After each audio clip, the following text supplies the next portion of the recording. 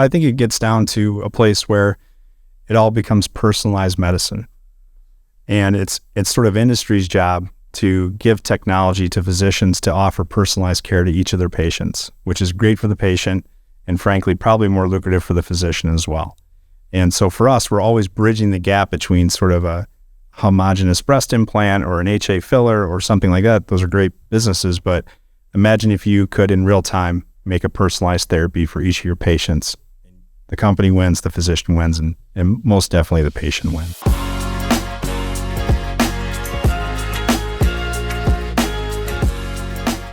Hi everyone, Dr. Grant Stevens here, and I want to share with you our next meeting where we're going to be filming, and that's April 19th in Miami at the Aesthetic Innovation Summit. This will be our fourth meeting of AIS, and we're going to have a terrific time. The schedule is packed with experts from around the country, and actually even around the world. So I encourage all of you to go ahead and register for AIS 2023 in Miami, Florida. See you there. Planning to attend AIS? Technology of Beauty listeners can save $200 off the cost of registration with our special VIP rate. To redeem this offer, go to attendais.com and use promo code TOB at checkout. Hello everyone, and welcome back to the Technology of Beauty, where I have the opportunity to interview the movers and shakers of the beauty business. And today is no exception. Today I have Brad Conlan from Bimini Health Technologies, Bimini Health Tech. Bimini Health Tech, yeah.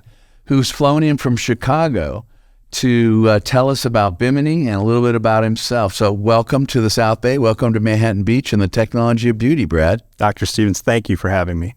Well, Brad, if I get to call you Brad, please do. Why don't you call me Grant? Deal. Let's do it. Sounds good. So thank you and Diane for coming in and sharing your time with us. Yeah. I like to start by getting to know you and where you grew up. So where were you born? So I was raised in rural Iowa, and then went to school at the University of Iowa, and quickly figured that I need to leave, and actually moved out to California about 16 years ago. Okay. And went to San Diego. And started working for one of the first stem cell startups, Cytori Therapeutics. I think I was employee 3 or 4 there, and sort of watched that go up and go public, and was part of the R&D team, and sort of fell in love with regenerative medicine and biotherapies along the way. And then 2012, 2013, thought, I can do this. Raised money, and I bought chunks of the company. Of the same company? Of the same company.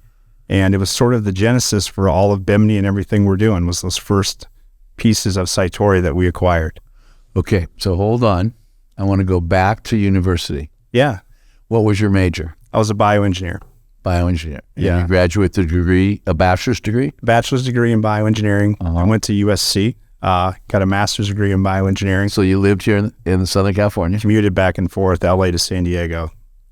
Okay. Yeah. And you got your master's in bioengineering? Master's in bioengineering. Okay. And then from there, you went back to San Diego? Went back to San Diego, working for Cytori the whole time. So right. Doing grad school and working for this fledgling stem cell company, because I just couldn't pass up the opportunity to be part of something like that. And along the way, got married to my wife, who's a PhD biochemist. So bioengineering and biochemistry is in our blood, and frankly, something we talk too much about. Okay. Every day. You bought portions of Cytori? That's right. And then you bought the whole thing? Or how does Bimini relate to these portions of Cytori? Yeah, so when we thought about Bimini, we kind of, we had come through 10 years of the hype and hope of stem cells and regenerative medicine, and sort of companies maybe going public a little too early, and raising money on the promise of it. And along the way, they had developed some products that were really practical and good, like PureGraft, which is fat grafting technology. Sure. And so we acquired that, and then we took a flyer on the Cytori technology for hair growth. And so what we did was, basically from the bench, I've been self-funding it all the way through phase 2. So basically what you're doing is, you're taking a small aliquot of your fat, isolating it, and when you inject it in your scalp, a specific dosage, you grow some hair. So that's the genesis of Bimini, is those pieces we bought from Cytori. So let's go back a little bit. Bimini. I have a Bimini top on one of my boats. That's right. What What's Bimini? What's that about? It's a little bit of history. So we kind of thought about regenerative medicine, maybe how it's overbranded, and we thought about the ability to heal yourself, and it kind of quickly turned to the fountain of youth. And if we could just turn ourselves into the fountain of youth, and we looked up all these different locations for that fountain of youth, and Bimini Island was one of those places. That's all. We gave birth to Bimini Technologies. Was Ponce de Leon there in Bimini Island? Maybe for a minute. We'll Looking for the fountain of youth? That's right. Okay, so that's the derivation of Bimini. That's right. Okay, Bimini Island. And are you still based on adipose-derived stem cells, or what? Wow. We're hedging our bets across all of it. So Bimini's become more of a targeted biotherapy company, meaning if it's autologous and it involves personalized medicine, we're interested. So we have fat technology, which is pure graft. Yes. Basically moving fat from where you don't want it and putting it where you do. Then we have a PRP technology called Progen, and we have a good partner for that named Crown Aesthetics, pushing it all over the world. And then we also have our stem cell play, which is our hair growth technology. We're pushing into phase 3 next year. And then probably most exciting is our autologous exosome therapy. I was going to get to the exosome. Yeah. Okay, keep going. So tell us about your exosome approach. So that's our whole ecosystem. We spent collectively, at least with our staff at Bimini, 100 years on adipose-based therapies and regenerative medicine. And we always wondered, how do the stem cells work? Is it the stromal vascular fraction, or is there a drug component of those cells? And we always believed there was. And we believe exosomes and microvesicles are actually what's doing what we hoped it would do. So we're trying to productize that and get it to market more quickly. Do you think that's the only part, or do you think exosomes work alongside of other proteins and other portions of the... We have to. We think it's a sort of a symphony of healing. I think they're the conductors in the orchestra, telling with the cells what to do and calming inflammation, but also maybe growing some new tissue as well. Okay. Yeah. And when you're doing yours, is this autologous exosomes? Everything's autologous. So what we're talking about is PRP-based, and then we have a very novel technology to, in real time, create a therapeutic dose of microvesicles and exosomes using your own blood. So it's blood-derived? Blood-derived. So unlike other companies out there that are allo-based where you need to grow them up, we're saying real time. And you're in phase 2 studies, you said? No, we're in early pipeline. And so as we go out and we get approval, we'll likely move towards a therapeutic indication, probably a complement to our Keristem therapy for hair growth. So that's what you're going to go after first? Yeah. Augmenting the hair. Is the hair approach, is that the fat technique, PHAT? It's a combination of both. So we looked at cells only, and we looked at just fat, and we couldn't get the results that we wanted. So we actually found is that if you put a layer of fat tissue, right, and then put a layer of cells in between, that appears to be the magic combination to grow hair. And if you think about it, the fat is the resident layer. It's kind of like a foundation in a house. Okay. So we need to fix that first.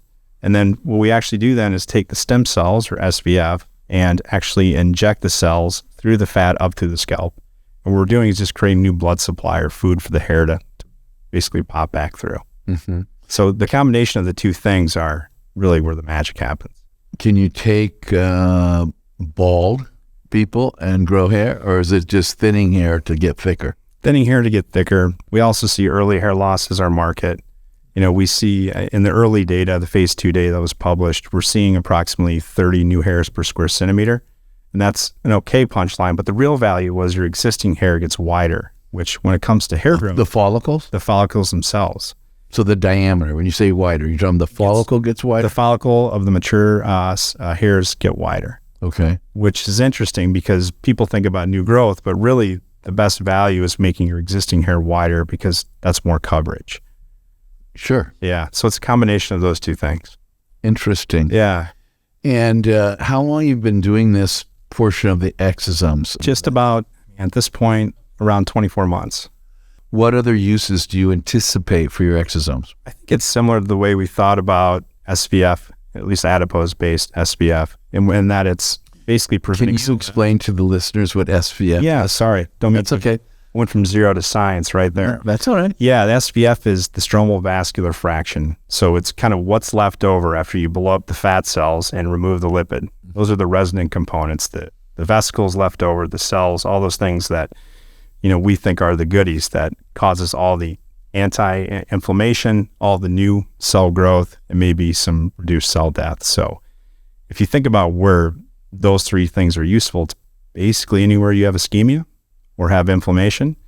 And our current understanding of hair loss is that it's actually microinflammation all over the scalp. So we think exosomes and certainly stem cells have a calming effect and let the hair maybe reestablish itself and poke back through.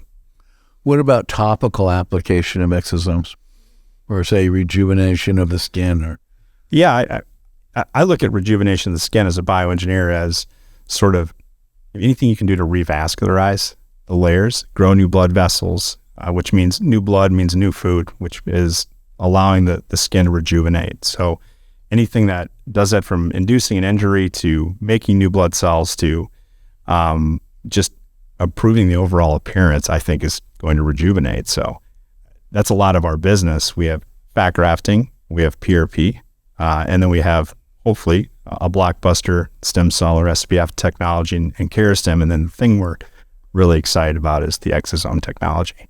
And you're injecting the exosomes, correct? Correct. In terms of the scalp. That's right. Do you have any plans on doing a topical transcutaneous application of the exosomes? I think it's definitely our secondary indication because, just logically, as a company, we need to go through and do trials and to get marketing indications. But to the physician, you're just moving the needle down lower. Mm-hmm. In fact, it's probably in the same treatment. So we acknowledge sort of the practical elements of that, but also need to get the clinical work done and get the FDA clearances to do that. And we're talking about beauty things, and this is the technology of beauty, but I would be remiss if I didn't bring up the fact that you talked about inflammation and you said ischemia. What about cardiac ischemia? Cardiac ischemia, at least in my early background at Cytori, our two lead indications were heart failure, which is chronic ischemia, and then heart attacks, AMIs. And so we knew from then, 20 years ago now, that the cells from the SVF has that same effect. In fact, it can be in the blood supply, but also injected in the heart to bring back those ischemic or dying tissues potentially back to life. So for us, aesthetics is a little easier because the patients are generally healthier. The ischemia is maybe not as severe. So we thought, well, if it works in cardiac, well, it should grow some hair and certainly make the skin look a little better. So we're kind of speeding things up and using aesthetics as a way to get products to market quicker. So that's sort of your gateway. That's the gateway. Yeah, we spent a lot of time, money, and capital trying to figure that out at Cytori. And so when we bought the piece of Cytori that was Keristem, we thought, what can we do or what can we invest in that would make it really obvious that it works or it doesn't work? And hair just bubbled to the top because you either have hair or you don't. And you can run a trial and measure the follicles and measure the coverage and the appearance besides just before and afters. So it makes it very... the density. Yeah. Measure it. You can measure it. And so it's objective whether you have hair growth or not. And that was always the lead into all of aesthetics was, well, if we could grow hair, well, we can rejuvenate skin. We can do skin tightening. We can do all these different things. And you're commercial on this now, right? I mean, not the exosomes, but on the pure graft, you certainly are. Yeah. I mean, that's the method behind the madness. Our company is a little bit unique in that we're private. And there's no private equity or VC. We funded it all ourselves. And so the idea was we would have pure graft, the fat technology, and PRP. We used the profits of that to pay for our whole clinical pipeline. So those two good little products have essentially paid for our SVF technology and now the development of exosomes. Can you share with me with our Sure. viewers and listeners what your gross revenue is, or is that something that's held? No, in fact, it's great for us. So 2 years ago, we were 5 million. This year, 2021, we're just about 11 million. And this year we'll be around 16 million. And you have no PE or venture capital money in this venture. So you're just plowing it right back in? On it all back in. Yeah. How many employees do you have? We're 27. I think we were 12 last year at this time. So that gives you an indication of the trend. So how many sales staff do you have around the country? Or are you doing 1099s? We have 8 direct reps now. And then we have approximately, it fluctuates every day, Grant, but around 30 1099s. And you're generating that revenue and plowing it back into the research. And you've been doing this for how many years? This will be our model. This will be our 9th year. Wow. Yeah. Well, my hat's off to you. That's for sure. We control our destiny, but it's one of those things where we get called really smart and frankly stupid daily, where it's like, you need to go faster, but we've controlled what we're doing so far. And that's going to change in the next 24 months because we're at a place where phase 3 trials and exosome launch requires significant capital. So that's why we're here and starting to hopefully no longer be the best kept secret in the industry. So you anticipating a raise? We are. And will that be VC driven? It depends. Before the earth crashed into the sun 6 months ago, we were contemplating a SPAC transaction and got pretty far and sort of propped the organization up to handle that. And then we decided to pull back and wait for the market to recover. I can't guess on that, but it's more of timing. Kind of one of those things where it's in our control because we've chosen to be profitable to decide when to raise money and when to go public. Any threat of running out of money? Always. Yeah. Always. You could always turn down some of the studies, right? Yeah. If you had to. Yeah. I mean, but you've got a pretty good run. We got a good run rate. I mean, for us, we generate EBITDA every year. And we're actually at this place where we're finally starting to get some momentum. So our idea was to focus on aesthetics and specifically breast reconstruction. And then everything outside of that, we partner. So as an example, Arthrex is a huge partner of ours. Okay. So all of our fat technology, Arthrex has licensed globally. And so they're driving down our costs and we're getting the value of that, but they're launching into orthopedics. Because for us, we thought, we're not going to build the sales and marketing machinery to go into something we don't know anything about. So let's pick the biggest, baddest guy out there to sell our tech. So we've done that with Arthrex. We have a partnership with Bausch, and we have a partnership with Crown, who sells our PRP tech. Sure. Walk me back through the breast recon. We talked about alopecia and hair and baldness. Yeah. Sort of thing. The first time you mentioned breast recon, walk me through that. Is that to facilitate fat transfer? It's fat transfer. So if you think about Pure Graft, which is the first product we acquired. Sure. We looked at it as an aesthetic product, but it quickly gravitated to breast reconstruction because there's reimbursement coding for it. And we found that once it was in the hospital, people just really loved it because the tissue quality is excellent. And so it's become just really this amazing product that's allowed us to do a lot of different things. So we thought, well, we should probably do more of that. And so our remit as a company is to sort of add products that are complementary to Pure Graft in the breast reconstruction space, complementary with an E, not an I, so that we got a rep going in there that's direct. What else can we put in their bag? So that's another sort of strategic thing for us this coming year is to find that next product. So that would tie into the Pure Graft play. Do you have plans for studies on that to facilitate the reconstruction, or are you just going to go commercial and just have KOLs talk about from the podium? It's a tough road, Oh, sure it is. That's why I'm asking you the question. I'm curious. No, it's because I'm getting to the raise. Yeah, it's reimbursed now, right? Yeah. So, but it's general fat grafting. So us and all the other products that are out there are all fighting on the same code. Sure. So our grand design, frankly, is to try to get a collection of products and actually run a clinical trial as a whole procedure, as opposed to who has the best mousetrap. And that can facilitate a new code, new branding, and also hopefully push the therapy into the market faster. Because we found that, frankly, there's a trinity of products in breast reconstruction. It's fat, breast implant, and then an ADM or a scaffold. But most of those surgeries involve those three products. So if we could all just work together and actually brand and reimburse a procedure, it could be pretty amazing. And there's surgical, as you know, flaps, both free flaps and local flaps, cutaneous flaps and fascia-cutaneous flaps, and then the addition of fat to that, or even in some cases implants. So it's not just one done. It's a combination in most cases, actually, especially now. That's right. We see mastectomy and then lumpectomy are great for us because the tumor is a different geometry, and in those cases where an implant doesn't completely work or you need something more customizable like fat, we really make a lot of sense. So that's how we think about breast reconstruction. Well, that's good. Yeah. Let's get back to the raise. When do you anticipate the raise? I know we don't know what's going to happen with the economy and the world. It's 2023 for us. That was why I was curious. It's going to be 2023. And what do you think the raise will be? It depends. I mean, for us, it's basically, do we want to self-fund the phase 3 Caristim trial ourselves? My view is no. Yeah, we want to partner in for a number of reasons to add a halo effect that private equity can do, of course, but also just to speed things up, because it is year 9 and it's time to start harvesting profits for some of those original shareholders. So your preference would be private equity?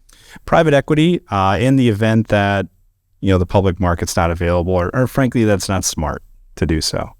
I would encourage you to also think about strategics in the form of physicians, not strategics in the form of companies. If you had an army of 100 physicians who also invested, just taking a random number like 100, you would then have 100 disciples that you're not paying. Yeah. And they would be your best marketing people. And I've seen this work. Yeah. And I would encourage you to maybe take your raise and carve out a couple $1 million for the strategics, physicians who would be motivated investors with their hard-earned after-tax dollars, and let them go out there and beat the pavement and go to the hospital administrators and go to the various people, because there's nothing like a band of a volunteer like army, if you will.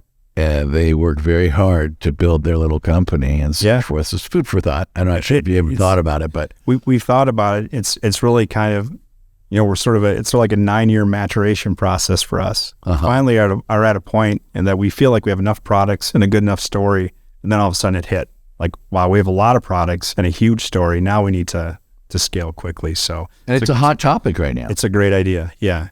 I mean, right now, when we talk about not just fat's been around for a while, but now as you're launching into exosomes, I mean, Rion won the Aesthetic Innovation Summit award last year. Also, they were very prominent in the Octane thing down in January in Newport Beach. Yeah. And exosomes, every time I turn around, someone asks me about exosomes. It's and we have autologous and non-autologous. That's right. We have blood, and we have fat, and we have stored, and we have non-stored, and on and on. No one's quite sure what the optimal delivery and the optimal source. We're not either, but the group of us, we're sort of the remnants of Cytori. That we're sort of the last people standing that are really just kind of curious about what's going to work. So we have a unique viewpoint in that this is all we've done our whole careers, and it's our own money. So we really care about getting it right. So we've had this existential debate for years where autologous therapies were good, but they're hard to do, hard to figure out the regulation. And then over time, allogeneic seems to have won out because it's off the shelf and proven. But our thought has always been, what if you could have allogeneic consistency but be autologous in real time? So all of our therapies are trying to marry convenience and performance, which we think is optimal because, again, back to the theme, we're disciples for the body's ability to heal itself. How long does it take after the patients have their blood drawn and the patient's sitting in the chair at the physician's office, the blood's been drawn, to spin it down and to do everything you're talking about and your particular technology? Yeah. How long does it take before you can start doing the injection? 10 minutes.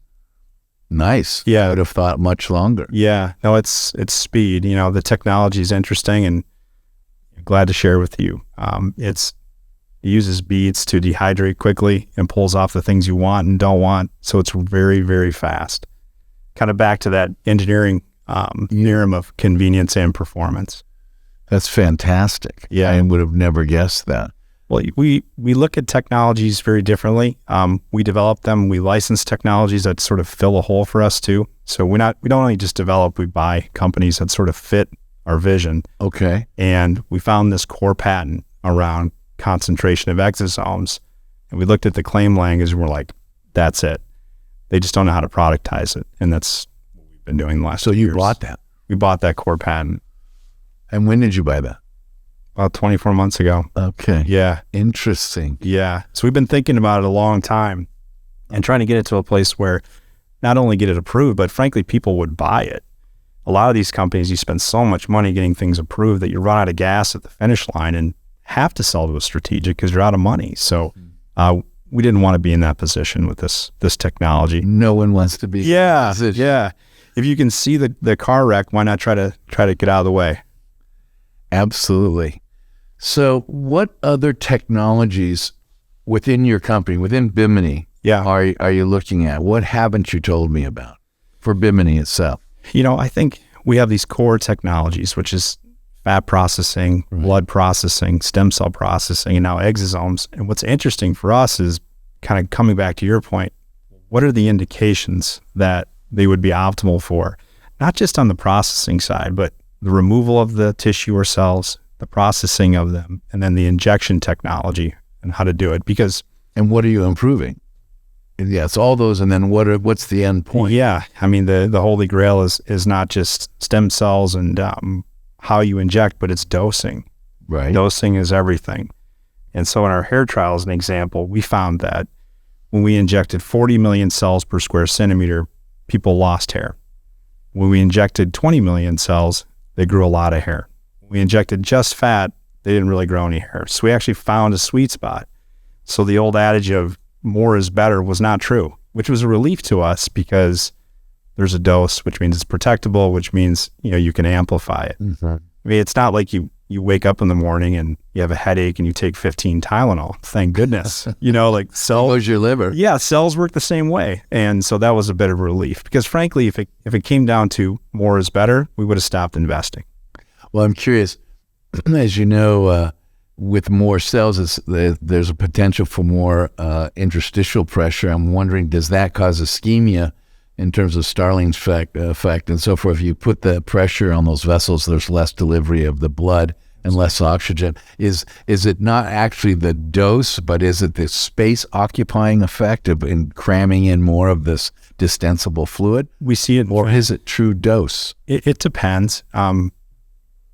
It depends on the therapy. So an example, the SPF technology, what we saw was, why is a big dose causing a problem? Yeah. Is it just too much diluent or is it just too many cells? But so the trial solved that. We injected 5 cc's no matter what. Just the dose. You changed the dose. And what did you find? We found this peak at 20 million cells as opposed to 40.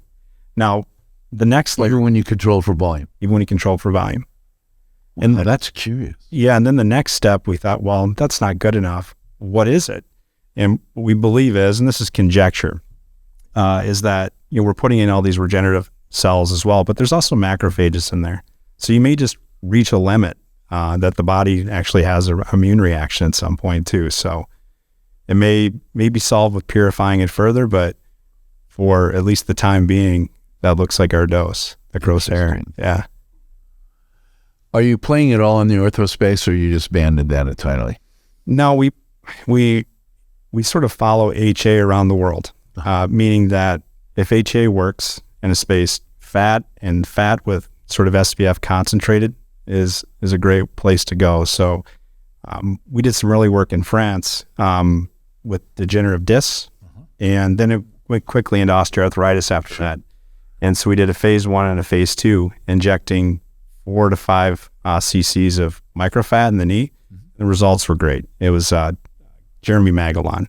And we took that and showed it to Arthrex, and they were blown away by the results. And they basically licensed the global rights to our tech. So in a lot of ways, we'll think of stuff and then we'll give it to them over time. And that generates revenue to keep your other things going. Exactly. And that's why you have a positive EBITDA. That's a royalty stream. And it does lots of other great things. Their volumes go up. So that means our cost for everything goes down as well because we have most favored nation pricing.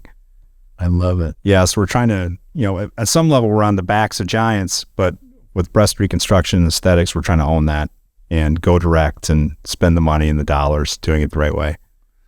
And I applaud that. So you're in the big picture, relatively new to the aesthetic space. I know you've been 9 years at this. We are. But given your experience so far with practitioners, with industry, with people like Diane and so forth, sure, doctors and so forth, where do you see the future? If you have a crystal ball here, and you're banking on the future, clearly. We are. Where's this going? I think it gets down to a place where it all becomes personalized medicine. And it's sort of industry's job to give technology to physicians to offer personalized care to each of their patients, which is great for the patient and frankly, probably more lucrative for the physician as well. And so for us, we're always bridging the gap between sort of a homogeneous breast implant or an HA filler or something like that. Those are great businesses, but imagine if you could in real time make a personalized therapy for each of your patients. The company wins, the physician wins, and most definitely the patient wins. So No doubt. I think it's personalization all the way. Okay. Well, that seems to be the theory or the theme I've heard a few times today. Building it around the consumer and personalization. It is. Certainly in skincare, also, there are groups doing that. Amazing. Amazing stuff. Yeah, absolutely. Well, Brad, I want to thank you very much. Thank you. You came all the way from Chicago. Yeah. I hope you're going to have a good time out here in the South Bay and spend a little time here. Try to. Yeah. And I look forward to following your progress. I'd love to see you at Aesthetic Innovation Summit. You got it. April 19th, Wednesday, before we start the Aesthetic Society meeting, the annual meeting in Miami. Perfect. And let's see if we can get you on a panel there with exosomes and so forth. And we'll share this with industry. It's a perfect timing if you want to do a raise. Yeah. And keep my idea in mind. I will. About strategic physicians also participating in your raise. I think that's a great idea. Yeah. Thank you, Grant. You're very welcome. Appreciate it. Yeah. And thank you all for joining me in this episode of The Technology of Beauty, where we have the opportunity to interview the movers and shakers of the beauty business. And this is a new mover and shaker, and you better watch Brad closely because his company's on the rise and they're going to be making a mark. I know they are. Watch out for exosomes. See you next Tuesday.